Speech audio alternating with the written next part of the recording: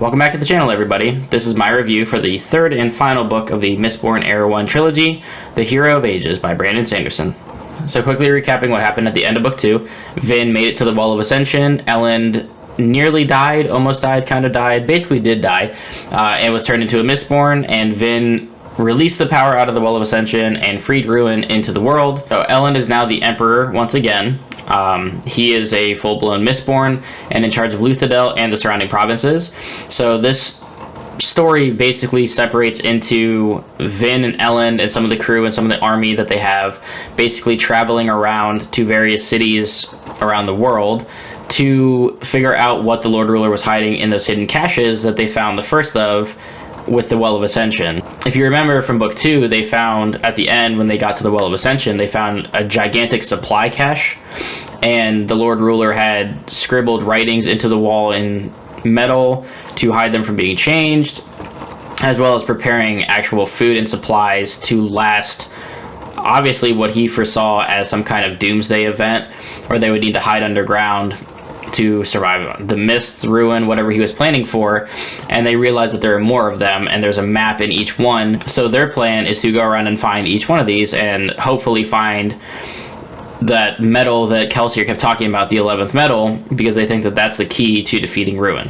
While Vin and Elend are on their quest during this book, we have a couple separate POV chapters that take place. Tensoon from book 2 gets a lot more screen time, as I keep liking to say in these book reviews, even though we're not watching anything. His character evolves a lot. You get to learn a lot more about the Kandra and their role that they play in this story, as well as Spook, Breeze, and a few others basically have to go to another city and try to convince them to either hand over the cache or get access to it, tell them that Elend rules now, and he as their emperor requires them to swear fealty to him and help provide him with these supplies. So with these multiple POVs that's happening, the pacing, I believe, does get a little bit choppy here. The first two books, I think, were paced pretty well. I mean, I know Brandon Sanderson kind of critiques himself as saying that he wished that he could go back and change the pacing of these books, and I think specifically he would refer to that from the perspective of the Hero of Ages, because there's so many different plot threads going at once that it does kind of jump chapter to chapter. So you do have a lot of Elend Vin ending kind of like a cliffhanger chapter and then jumping to another character. They kind of end on a cliffhanger. Then it comes back to Vin and Elend, then it goes to Tensoon, then to Sazed. It does kind of bounce around a lot in this book. So I guess that would be the one small critique that I have of it. It didn't really take away from it for me because I was so invested in the story and I was so interested in the characters and what was going on that I just wanted to keep reading. But that definitely is a little bit of a negative here for this book. Okay, so with the basic plot out of the way, I think Sanderson knocked it out of the park with this book as far as the characters go, because as I said, there's multiple POVs in this, and with that you get a lot of character development that some argue was missing from books 1 and 2. You see Vin grow so much, since if you think about back how she was at the Final Empire, you know, street urchin, thief, kind of learning her powers, and then kills the freaking Lord Ruler at the end of the book, and is learning how to be a Mistborn, and then, you know, you jump a year into the Well of Ascension, and she's getting even stronger, learning how to use different metals, and to this book, she's getting even more powerful, learning more about herself. She has that, you know, politics under her belt from the Well of Ascension where she had to pretend to be a nobleman. She's gone through a hell of a lot. She's lost a lot of people. I mean, it's been an emotional roller coaster for her, and she grows a ton as a character. And then you have Elend, who started out as this kind of pompous nobleman, just wanted to piss off his dad rather than attend these parties seriously, and really just lived to pop open books in front of crowds and make everybody upset with him and just kind of act like he didn't care about a lot of things. And Vin kind of opened his eyes to caring about more than just being an ass. He's now a full-blown Mistborn, so he knows what it's like to fight and have to be that sword that Vin is. And as well, he's the Emperor of Luthadel and basically conquering the surrounding areas and provinces, so he knows from what he learned from Tindwyl that he has to not rule with an iron fist, but basically, like, he is in charge and he's not going to let anybody take that from him this time. Now, he's not becoming a tyrant or anything like that, but he does have to make some tough decisions and be that source of, I guess, courage and leadership that he was lacking prior. Sazed grows a lot in this book too. If you remember from book 1, Sazed was basically just playing the role of the terraceman butler, essentially, for Vin when she was pretending to be Valette.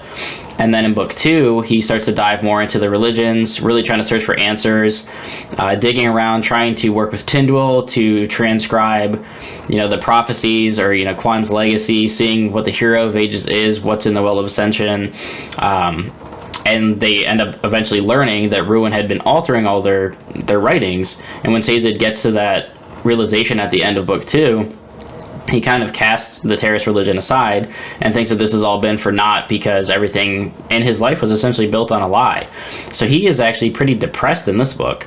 He lost his faith, he lost Tindwyl, he sees the world as basically ending, and he doesn't know whether or not Vin is actually the Hero of Ages and if she has what it takes. Now, some of our other side characters do get a lot of character development as well. Spook plays a big role in this book, which I think is awesome because, again, from book 1, he was kind of just this, scout off to the side character, didn't get a lot of time, wasn't really taken seriously, and he plays a much bigger role in this book as one of those main POV chapters I said, when he and Breeze and that other part of the crew are trying to negotiate terms with one of these other cities that is mentioned in this book. Which brings me to a particular point of interest that you need to pay attention to in these books, which I didn't for a very long time, and probably need to go back and reread the books because it will just open my eyes to even more secrets that Sanderson hid in his writing, is the little sentences before each chapter plays a pivotal role in the story, and you really need to pay attention to them. It took me until book 3 to really focus on those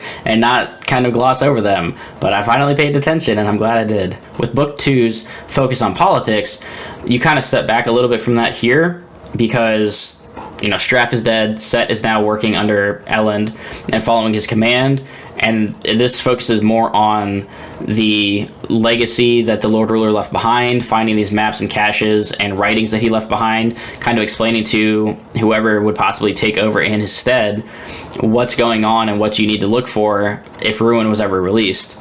And there's a lot of combat in this as well, and the stakes being as high as they are, the battles are massive. There are just huge epic scale battles in this book, which had me giddy reading them because I love a good story, but a good battle really does it for me. After seeing how book 2 ended with the siege of Luthadel and all the Kolos attacking and Vin going nuts and Sazed going crazy, I didn't think he could top that with this book, but he does. One of the coolest things about this book and the story as a whole, when you finally get to the Hero of Ages, is you realize just how much thought Sanderson put into the world building, and nothing was by accident. Like, there's certain authors or certain books or movies or TV shows, you name it, that you almost get the vibe that whoever was writing it was kind of just making it up as they go. And with Sanderson, there are just so many little hints that if you're not paying attention, you miss. And I really didn't see a lot of them coming. So when there's twists or turns in the story, I was actually caught off guard.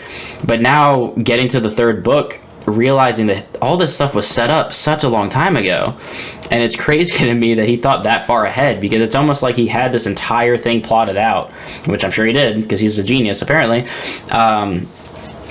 He just had the entire story plotted out, so you'll see like a religion dropped, kind of offhandedly. Sazed will mention something, you'll read some kind of line in a prophecy or like scribbled on a paper somewhere, and they'll talk about it, and then it comes back and you're like, oh, that's what that was. And that's such a cool feeling, because if you did pay attention to it, you're rewarded by it. And if you didn't pay attention to it, like I didn't catch on to a lot of these things. It was like a sudden realization to me of like, oh my god, I need to go read the 1st book again, because there was probably so many hints to where this story was leading that I didn't even realize. If you think about Kelsier's line of there's always another secret, which everyone likes to throw around when they talk about Mistborn, there's always another secret. Okay, now to get into my favorite thing that Sanderson writes in this story, which is the combat. I'm not going to get into any kind of spoiler talk with it, but let's just say the scale, the stakes are the highest they've ever been. The fact that you have Elend now as a full-blown Mistborn alongside Vin, fighting side by side. You have Kolos involved, you have multiple armies. I mean, the sheer amount of people in combat in this book is fantastic. And because Allomancy is such an awesome idea and concept that when you see it written so well, again, I go back to what I said in my first review of the Final Empire, is that every time I read one of these combat scenes, I was picturing it perfectly in my head as just this awesome animated series. And I could really just picture how fun and exciting all of these battles would be on screen. If it isn't obvious already by watching my previous reviews and this one, I love this book and I love this series as a whole. I think it's, I don't know if I want to say masterpiece, but this trilogy got me back into reading fantasy and led to this channel being created and led to all the books that you see behind me. I just can't get enough of it anymore, and the ending of this book to me was perfect. Now, I do have conflicting emotions after reading the final book. I was both sad and happy. I was kind of sad that the series was over, but I was also happy because I think the way that it ended was right, and I don't believe that I would change it. Sometimes when I finish the final act of a trilogy or a series, Game of Thrones, it ruins it for me. This book did not. I think this book was a perfect finale to this fantastic trilogy. I wouldn't change a thing. It did hit me emotionally because it was over, and I mean the book is definitely over. It's just kind of why Sanderson branches off and does an era 2 of Mistborn, which is a totally different story. We'll get to that later, but I mean this is it. I don't even know if any of that made sense. I'm kind of rambling at this point. I love the book. I love this trilogy. I think Sanderson did a brilliant job realizing these characters and this story and this atmosphere. Allomancy is one of the coolest things I've ever read about. I don't know. I give this the 5 out of 5, 10 out of 10, 100 out of 100, whatever rating scale you feel like using. I would give it the top of that scale. But that's going to do it for me, guys. If you did enjoy this review for Hero of Ages, think about giving it a like, maybe subscribe if you're interested in these reviews. But of course, I do want to know what you guys think. Did you love Mistborn as much as I did? Did you hate this trilogy? If you're watching a Hero of Ages review and you hated it, good on you anyway. Go ahead and thumbs down the video if you didn't like it. But I do want to know your opinion. I would love to know what your favorite character was in this trilogy and why. My personal favorite here, I believe, would have to be Sazed, just because I think his storyline from book 1 to book 3 changes so much that I really felt for his character, and I loved where he ended.